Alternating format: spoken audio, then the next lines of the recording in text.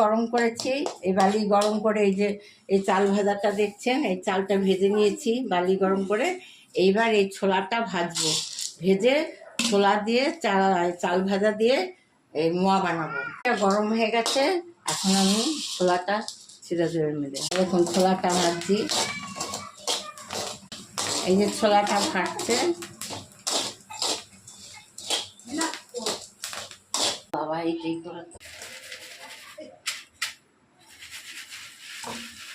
ছিল, বাকিটা ছেড়ে দিলাম।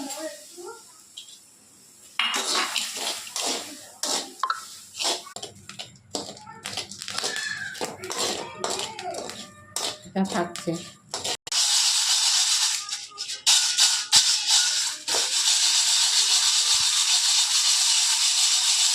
হয়ে গেছে, একদম পাক হয়ে গেছে।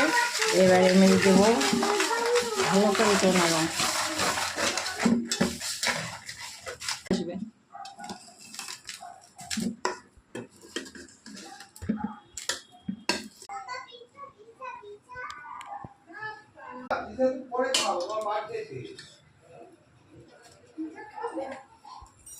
কাকিমা এসেছো, এই লাইক করে নিয়ে এসেছি।